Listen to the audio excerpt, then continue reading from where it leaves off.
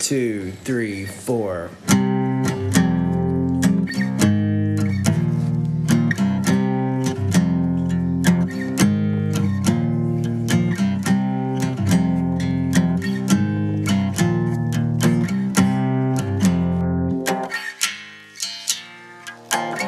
What's up, everybody? Welcome back to the Hauntological Society podcast, the place where we talk about ghosts, paranormal shit, Bigfoot, cryptids, all that good shit. My name's Eric. I'm your host, and with me is always Wendy. Go ahead. Say your name again. Wendy. I was trying out the soundboard. That sounded weird. I apologize. Gave her a little intro music. How's it going, Wendy? It's going. I mean, school's been out for like a week now, and probably got maybe an hour break from my owner that I serve daily. Yeah, so not bad. Good times. Good times. Good. So we just we had our Easter weekend. Went pretty good. Had family down. Namely the kids and nieces. Love you, Kevin. Yep, that's what's about niece.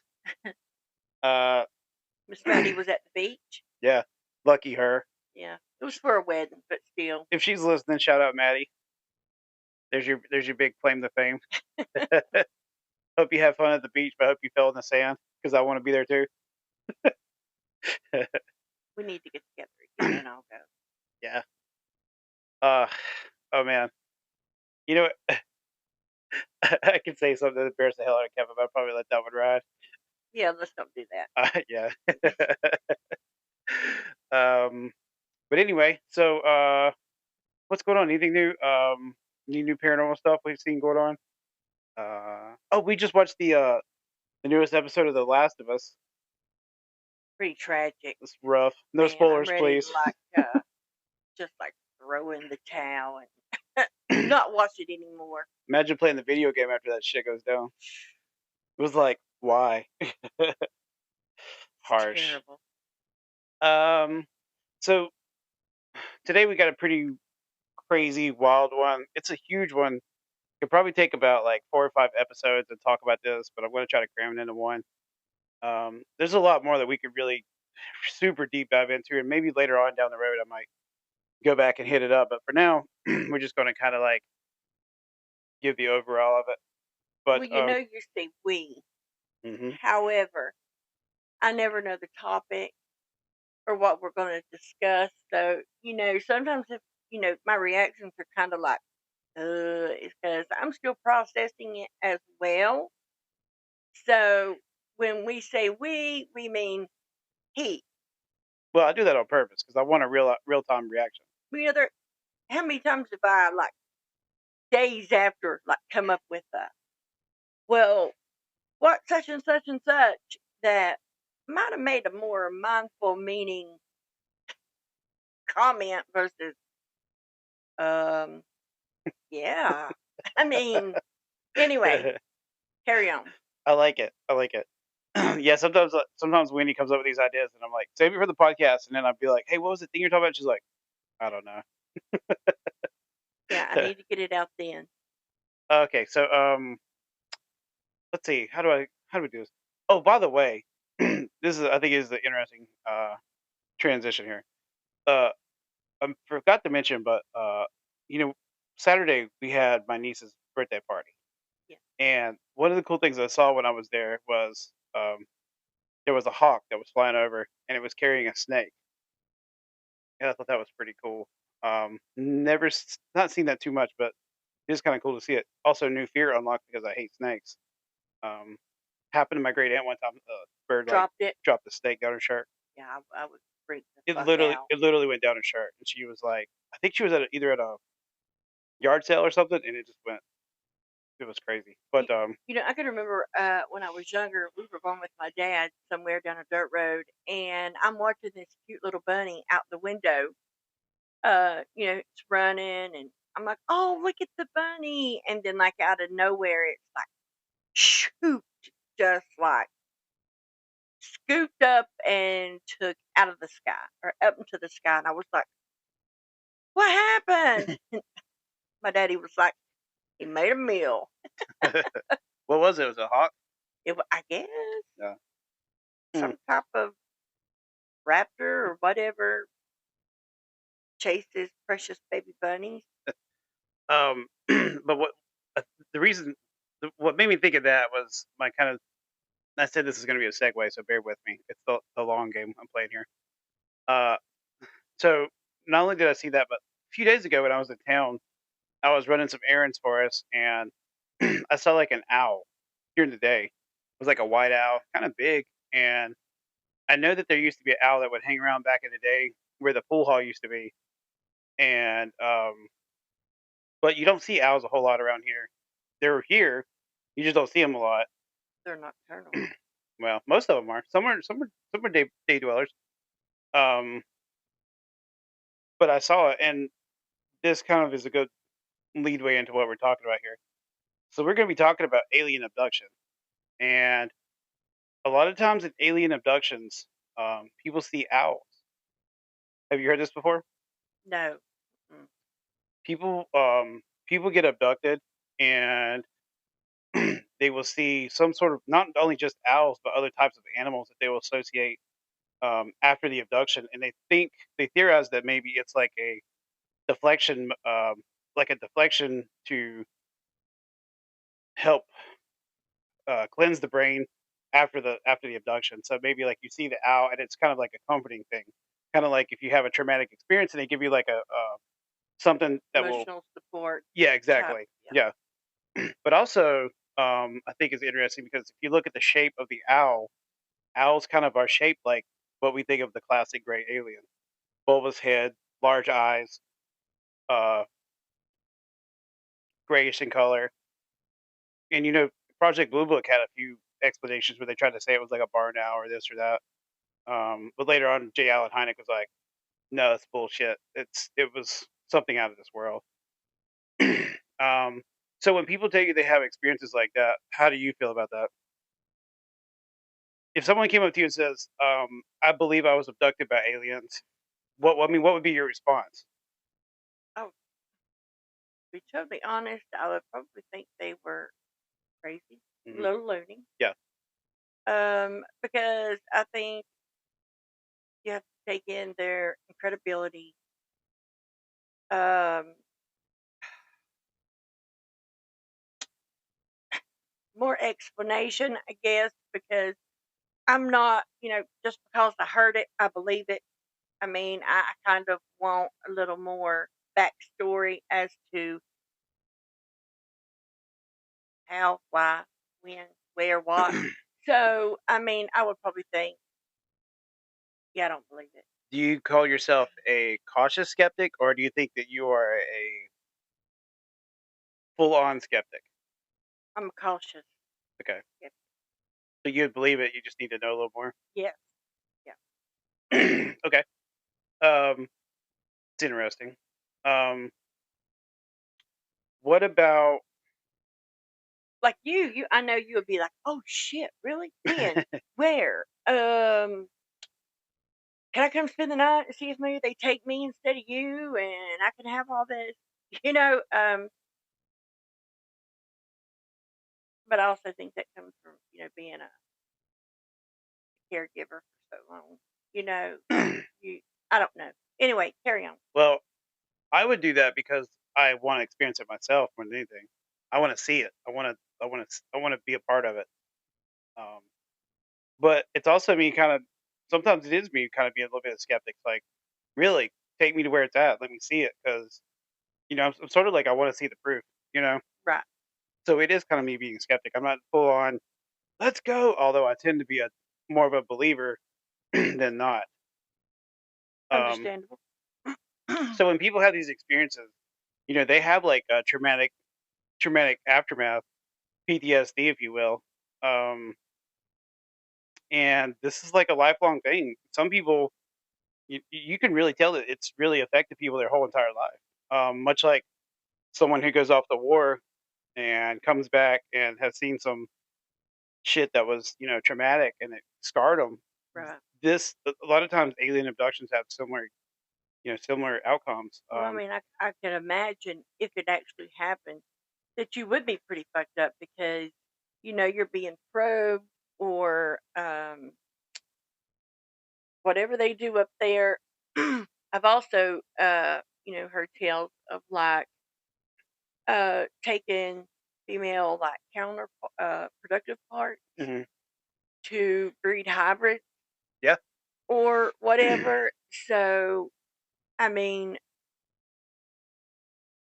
I guess if a doctor looked and saw it's like, yes, your body's been, I guess though, I don't know that I would expect a full out panel of but anyway, go ahead. You keep moving then. So, So I'm trying to get the best sound for the people. okay, and that's fine that you'll move it up here and then you'll turn around and move it like I'm changing it around.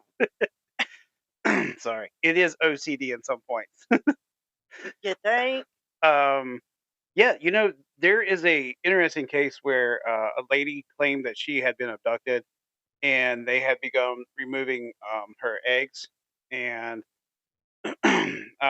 at some point she was taken back to what she described as a field full of children that she was kind of led to believe was her offspring, what she called starseeds. Okay. So that does happen. That there is tales of that. It is out there. Starseed. So, I mean, a woman, releases an egg once a month. Mhm.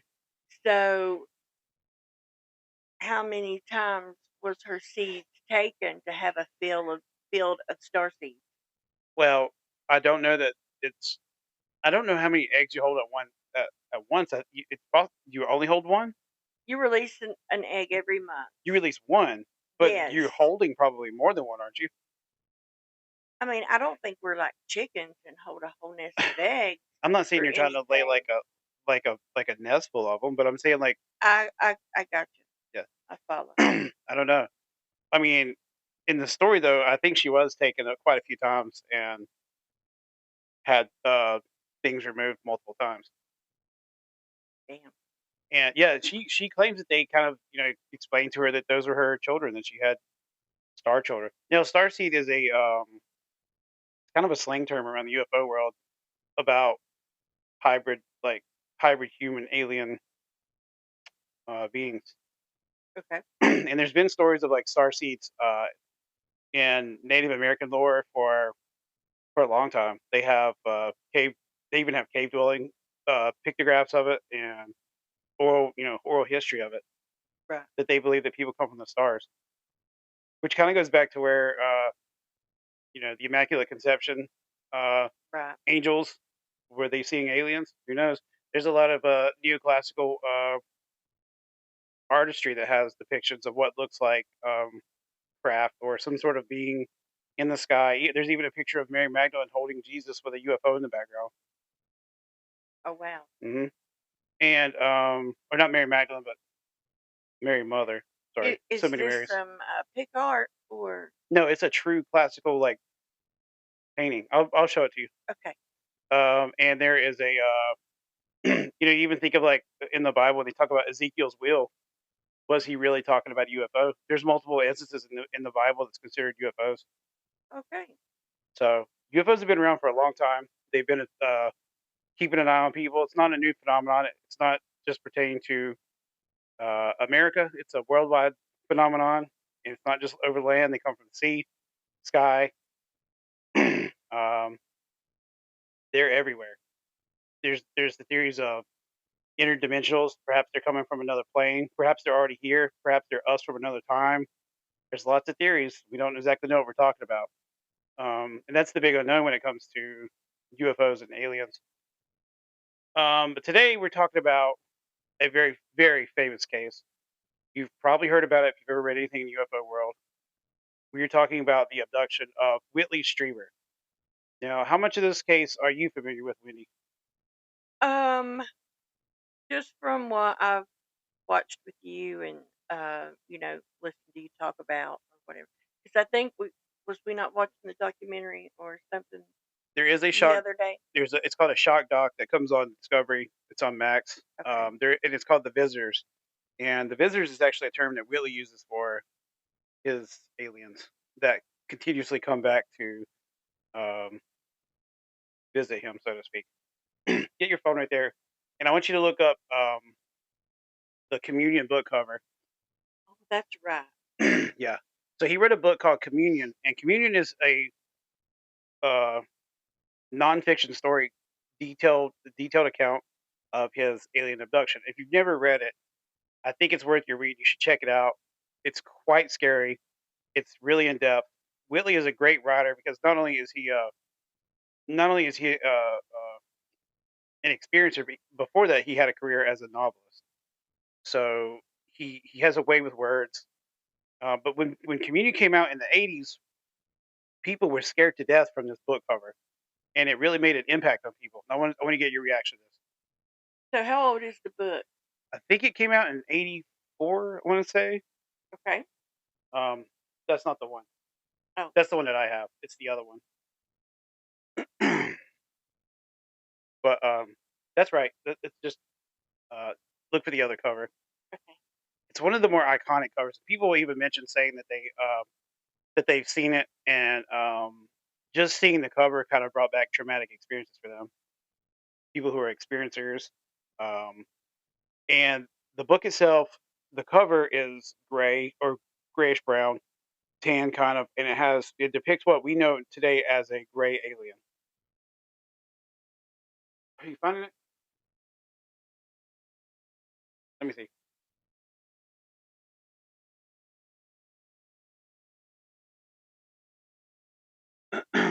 um, what do you know about the different types of aliens, Wendy? Um, I know there's grays, um, mantis. Hmm. Um, Okay, so we finally got that pulled up. What do you think about that? it's creepy. Yeah, I wouldn't want to run into it at night. yeah.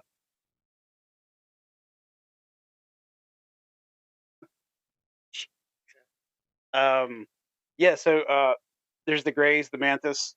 There's the Workers. Some people report robotic type aliens. Um, there's even one. There's even a group of aliens called Nordiques, which are blonde-haired, blue-eyed, beautiful alien humanesque looking people. They might have like a little bit like kind of slant eyes, but look very like much like Vikings, basically. Okay. Kind of tall. Nordic. Everybody says they're beautiful, which is why they're called Nordiques. Um, so yeah, Whitley, his idea of what the aliens are evolved over time. Now, before I get into start reading this, I just want to say that this story does kind of depict some trigger warning for rape and sexual abuse. So please be advised. All right, this is the tale of Whitley Strieber. So, when listening to tales of high strangeness, it's not hard to let your mind wander. Some of these tales are so strange and absurd, they seem to be from the mind of a Hollywood screenwriter or a science fiction novelist. But what if a novelist was actually the victim of such event? Meet Whitley Strieber, an American horror novelist and survivor of multiple alien abductions. Something else of note, too, by the way, uh, in the mid '80s, around this time that Whitley was being abducted, there was a what's called a UFO flap. No, a flap is an area uh, where multiple occurrences happen over a period of time within a particular region, and it's just called a flap Okay. for whatever reason. I don't know why, but that's what it's called. No, but there was a flap going on in upstate New York. Willie's cabin was also in upstate New York, so I almost wonder if his abduction was part of the flap that was going on at the same time. Could have been. Yeah. Whitley was born in San Antonio, Texas, in 1946. He attended a Catholic school, and then after school, he attended University of Texas at Austin and London School of Film Technique, graduating from both in 1977. And I also think it's interesting that he's Catholic because later on, his depiction of the aliens turns more religious or spiritual. Okay. Um, Though on the surface it appears Whitley had a normal upbringing and a successful academic career, his interventions, quote unquote, seemingly occurred when he was a small child. Now, later on in his life, Whitley would undergo multiple hypnosis sessions as therapy to deal with his abductions. And you can listen to his recordings, and they are creepy. Um, and he uncovered memories he didn't even know existed. Apparently, when he was a child, he claims to have been taken in the night to attend a secret school where he says that he may have been taught by aliens about how to deal with his upcoming abductions. Whitley says the school filled with small children was he says the school was filled with small children and they had lessons about missing time, childhood experiences, a sense of being chosen, and spiritual and cosmic well-being. Now, he says they're small children, but I think he's referring to the aliens Okay. because supposedly the aliens that are at Area 51 or where Area 51 are often referred to as the kids Right. because they have the same size or stature of kids. But why would other aliens need to be in school about abduction? I think that they were. I think that not all of them were aliens, but I think that I think some of the children he's seeing he's referring to as Okay. are the aliens. But you got to think though he's a kid and he's just seeing other beings that are his size. Right. Um, Later in life, Whitley became a successful writer, penning two successful horror novels, Wolfen and The Hunger, both of which were made into movies, and as well as The Black Magic and The Night Church. The latter were also highly regarded novels, and he was also described as the next Stephen King, but all of that changed on December 26th, 1985. That's the first time he was abducted that he can remember his major abduction. Now, this is where the creepy stuff starts. At some point, we are going to mention the rape that I talked about, so just it's coming. Whitley was not ready for the horrors he was about to endure. In the middle of the forest in upstate New York, Whitley and his wife were staying at their cabin. The ground was still covered with fresh Christmas snow, and they were secluded. Not a neighbor in miles. According to his book Communion, after setting the burglar alarm, he and his wife laid down for the night, and at some point, Strieber was awakened by a whooshing noise and the sound of scurrying feet. He said he noticed multiple shapes in the dark, seemingly wearing armor, with one of them hiding behind his door. For some reason, he felt comfortable enough to settle back down and to sleep, only to be awakened again, floating and on a cot just above the ground, naked where he was taken. Wait, what the fuck? He was naked. Shit, It's okay. I do this every fucking episode. Uh, he was awakened again. It was floating just above the ground. He was naked. He was taken to a 4-foot wide impression in the woods with no snow. He was on a cot, by the way, that was seemingly floating above the ground, Okay. where he was sat in the middle of a circle with his hands on his lap, looking at another figure he described as a female wearing a tan suit, sitting with her knees pulled to her chest and her hands clasped around her knees. Then he says he got another feeling of being pulled, and he could see the forest spiraling below him until a gray metal floor closed beneath him. So he was like picked up. Okay. He doesn't ever actually assume he was in a UFO during his encounter, but the description seems to imply he was aboard some type of craft. Now, I want to give a little trigger warning, which I said before, that this part involves some medical procedures that Strieber even describes as rape. Jesus. He was taken into a room where he was shown a needle and told telepathically that they wanted to insert the needle into his brain, which Strieber fought against, did not want this to happen. He asked at one point the figure asked Strieber Strieber asked the figure if he could smell him. For whatever reason, Whitley wanted to smell this figure, and he said it smelled like cardboard, like wet cardboard. Okay. And I said, I find this interesting because here on Earth, when doctors perform brain surgery, they sometimes have you perform cognitive actions to ensure they are not hitting the wrong parts of the brain. Like for instance, this one guy had open like brain surgery while playing guitar. Another guy was solving Rubik's cubes. I mean, all this crazy stuff that people do while they're having brain surgery to make sure they're still cognitive and moving. You ever heard of that? I have not. Yeah, I would not want to be awake during brain surgery. it's to make sure that you have to, but they have to make sure that they're not like paralyzing you, like ruining you. Like They know what they're doing. You got a sheet up so you can't see it. God. I know, weird. um, when he leaned in to smell, he felt an explosion, and he said that he realized that the procedure was done. So once he's reading in the smell, they popped the needle to his brain, possibly taking fluid, maybe putting in the. I thought at one point they were adding in a tracking chip. Okay. Yeah. I believe at this point they're inserting a tracking device, and spoiler, a tracking device was found in him. I remember Mhm. seeing that. More on that later. But then they made an incision into his feet and into his finger, and placed him on a table face down, where they inserted a metal object. They showed this metal object to him. He said it looked like a claw with wires hanging out of it. And they took it around him and inserted this into his rectum. Oh, Jesus Christ. And he said that he believed that once he realized what was going on, he said he felt that it could move on its own and venture itself into his body.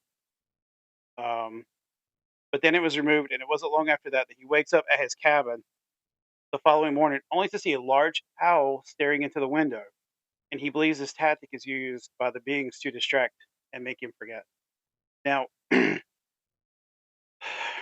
when you watch South Park, the episode of the Anal Probe, that's Whitley Strieber. Okay. He said that when that was going on, he believed that he felt like he was being raped, he was being violated. He still considers it rape to this day, and it's given him PTSD. He said even seeing South Park do the episode, he realizes they're making fun of him, and it causes him traumatic stress. Well, yes, they are. Mhm. He eventually went to the doctor, and he woke up the next morning, he said he felt like he was in a fight, and he went to the doctor, and the doctor checked him out, and he says, "I have some problems in my rear. Can you look?" And the doctor looks, and he says, "Well, according to Whitley," he says, the doctor looks at him and says, "Whitley, um, you know you've been raped." And There were tears, I imagine. yeah, Okay. yeah, there were signs. And he says, I don't know. And at this time, he hadn't had his regression yet, so he's still kind of like confused.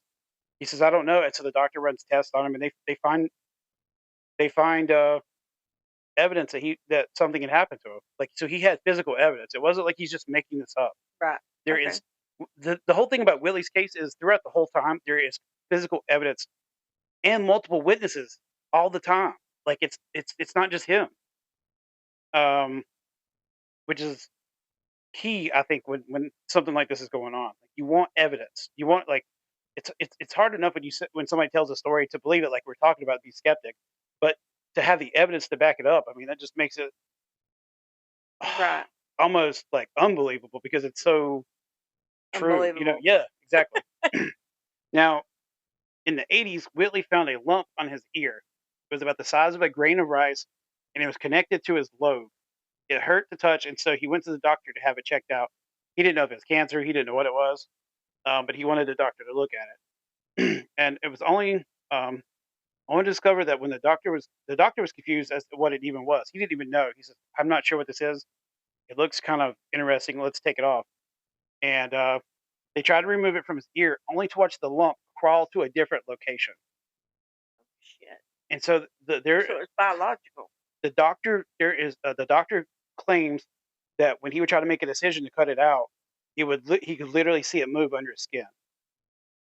And at some point, the doctor stops the procedure and says, "I can't continue this because I feel that if I keep cutting your ear, you're going to lose your ear." That's how Right. much it was moving around. And so they stopped and they left this in his ear. Now,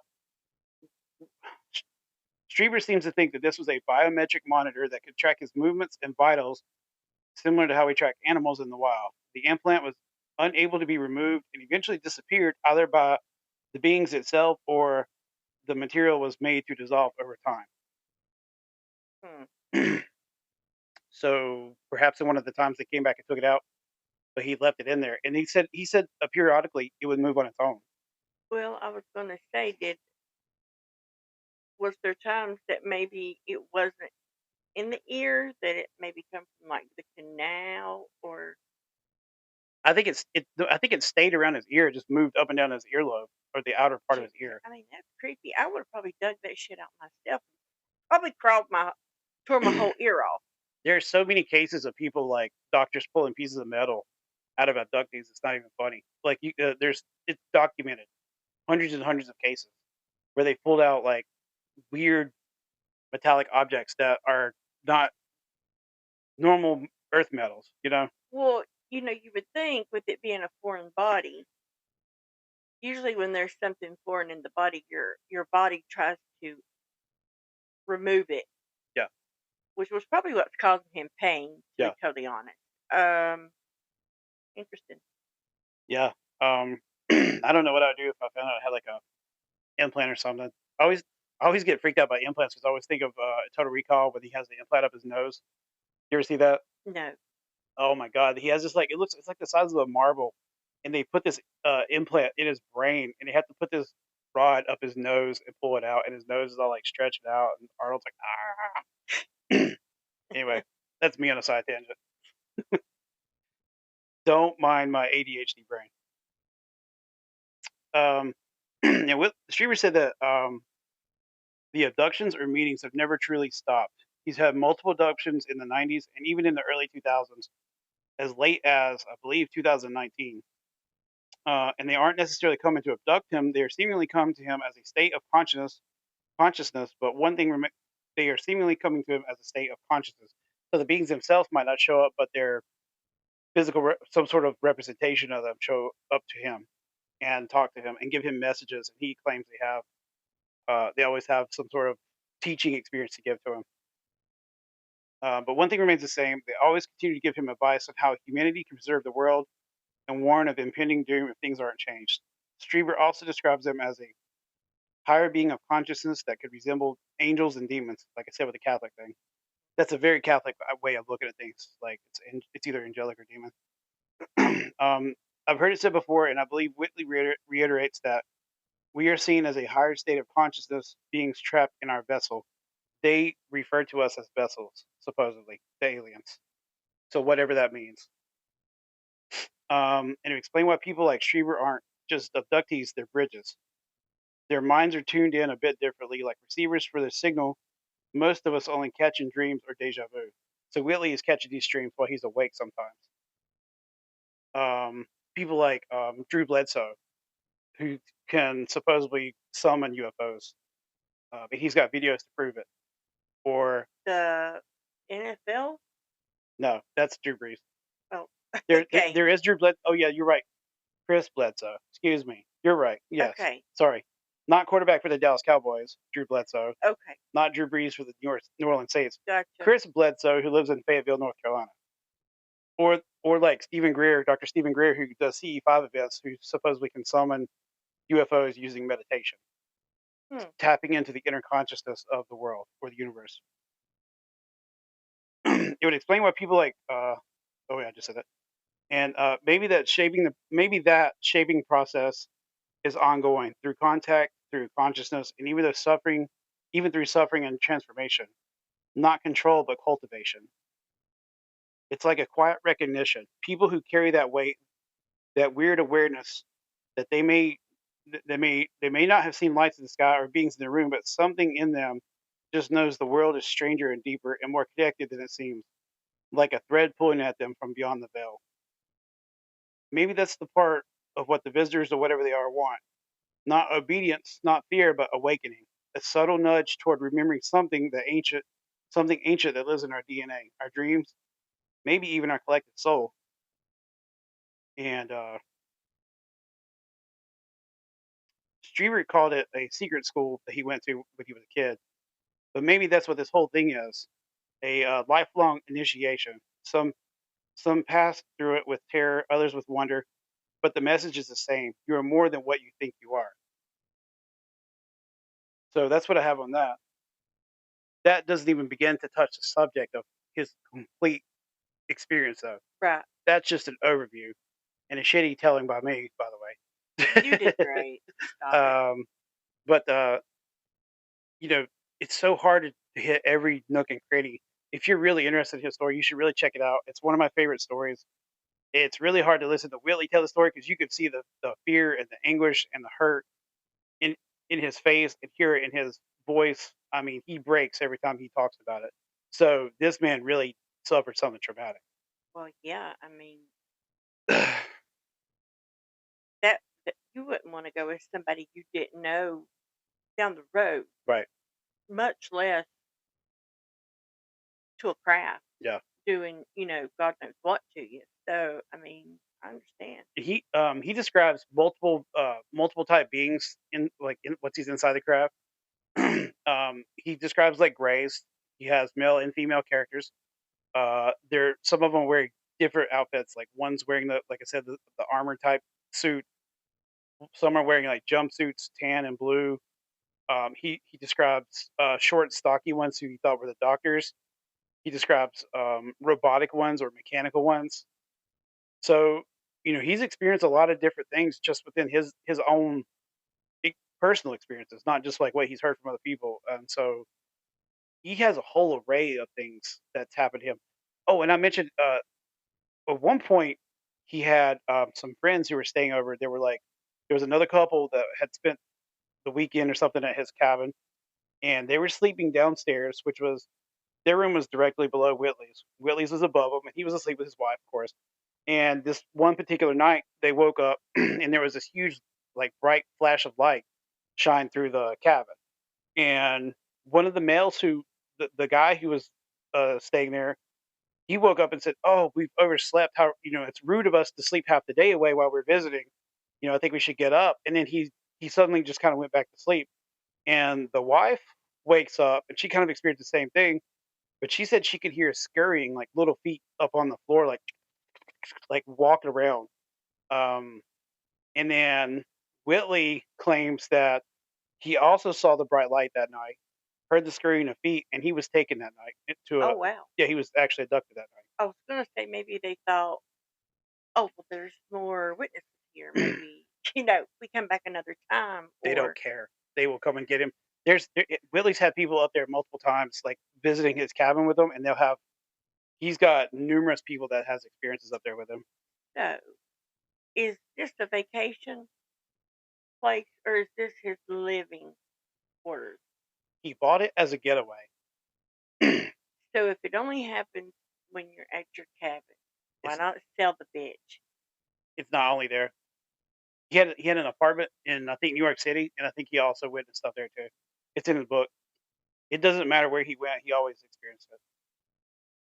I was to say, actually, to keep from, possibly subjecting other people to the Yeah. experience, I'd burn the bitch down. Well, a lot of times he would be like, if you don't believe me, come, because a lot of times something's going to happen. And he would invite people up there to be like, listen, I'm not crazy. And people would go and they would have their own experiences. Now, the couple that experienced the light and heard the scurrying and stuff, they did not know what they had experienced until they also had been regressed, like through hypnosis. Well, I was going to say, that probably oh, we should get up. It's daytime because the light, they Hmm. thought it was daytime. But then they turn around and go right back to sleep. Well, they're probably something's being done to them to make them go back to sleep Yeah, I'm sure. versus getting up and like trying to fight to like, keep him in the cabin, whatever. Yeah, I'm sure they were paralyzed or whatever. Now, I don't know that Whitley's ever mentioned this, but sometimes in these stories, and it pops up a lot that these beings or whatever have like a wand, and they can use the wand to like either put you to sleep or wipe your memory or something. And this is mentioned long before Men in Black, the movie or whatever, where they have the flash thing. But it pops up a lot, so I wondered if maybe something like that was happening. And the other thing I think is interesting about Whitley's story is he always makes mention to put up that you know I've set my burglar alarm. My windows and doors are locked, and yet these beings still get inside his cabin. Well, I mean, if they're higher intelligence, then I'm pretty sure they could maneuver around Well, it's like yeah, there's that, but it's like I think they're also maybe like transcending like our physical realm. Like, are they able to sidestep? Oh, yeah, that's another thing. So was it Willie's case? I'm hoping I'm not mixing these cases up, but this did happen in it. If it's not Willie's, it's another one. I'm almost positive it did. Yeah, It was Whitley's case. So they found these little footprints in the snow, and it walked up to where Whitley had this like big bay window Mhm. on the front of his cabin, and there would be like footsteps up to the window, and there'd be like one footstep, and then there would be like another footstep inside the window where it seemingly went through the window without opening Oh, it. And so he just went through the wall. what what he Ghost. seems to think is that they're able to sidestep dimensions or sidestep reality to get to another part of it.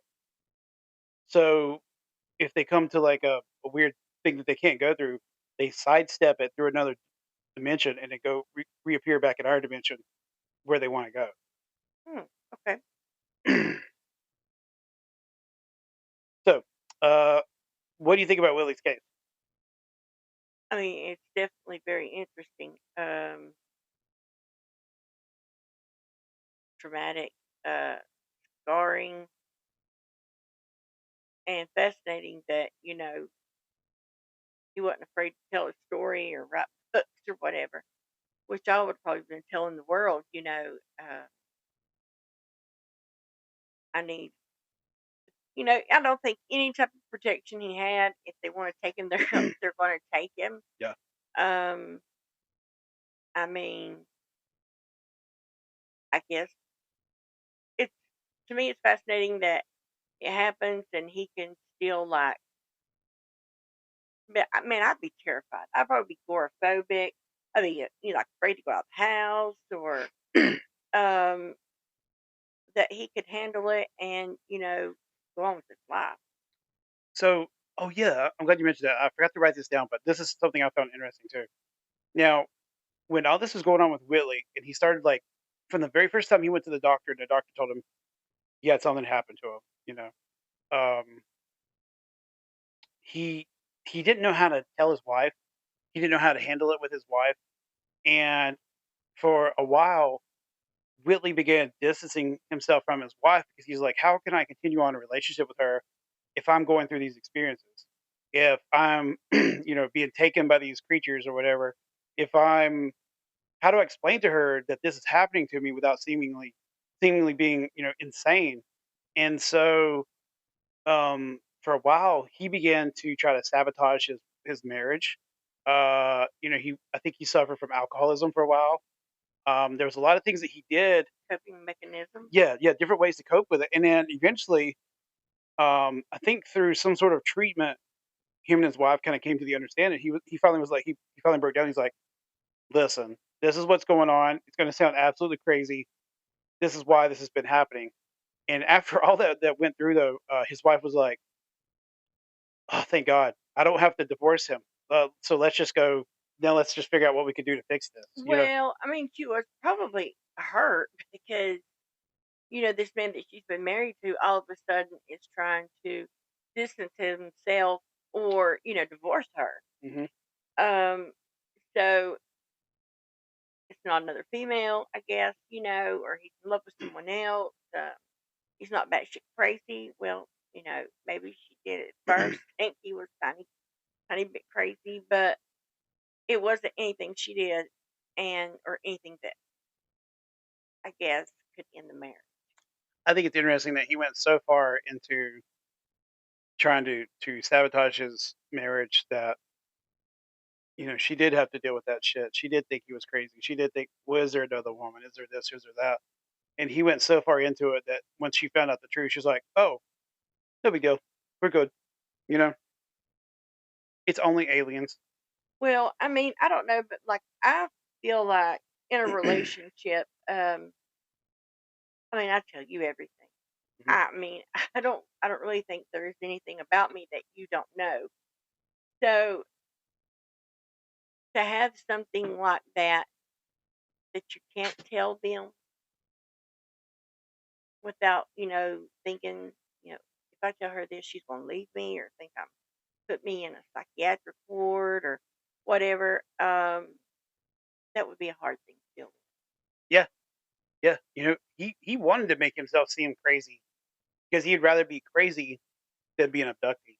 You know, So I think like the takeaway from this is that if you've ever experienced anything like that, you're not alone.